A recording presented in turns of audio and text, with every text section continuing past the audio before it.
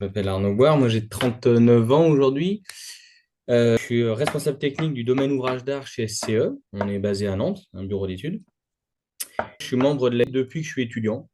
Je voyais passer régulièrement les publications, même je participais même à certaines journées, notamment les journées techniques.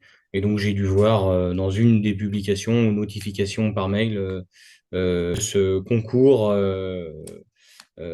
Enfin, j'ai dû voir passer l'appel à candidature pour le concours du prix Jeune FGC. Et donc, je me suis dit, pourquoi pas y participer. C'est un peu la dernière occasion.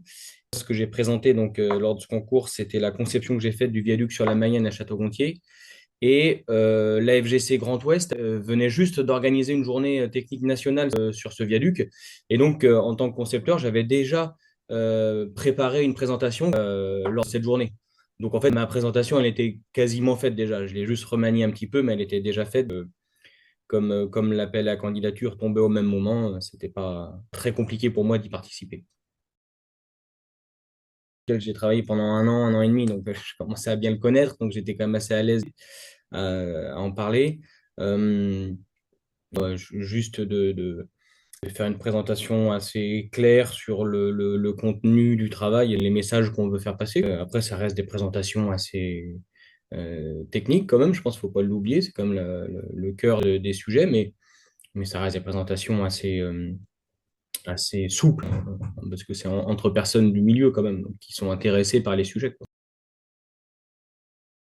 Moi, je pense que j'étais presque dans les plus vieux, justement, à avoir participé à ce concours-là, parce que comme on disait tout à l'heure, j'avais déjà 34 ans et demi, donc entre guillemets, mon parcours, il était déjà un peu lancé. J'étais déjà responsable technique chez SCE, donc je suis pas sûr qu'il y ait eu vraiment d'impact très précis. Par contre, ce qui est sûr, c'est qu'on continue de m'en parler plusieurs années après, des amis, des confrères qui, lorsque je les croise, m'en reparlent encore parce qu'ils s'en souviennent. Ils ont vu passer les publications.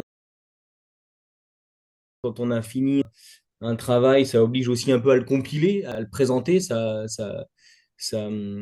clarifie aussi les choses pour la suite. C'est un support, moi, quand je l'ai fait, il me resserre encore parfois. Quand on me demande des infos, je me dis, oh, bah, ça, j'ai dû le mettre dans la présentation. Ça oblige à savoir condenser ses idées.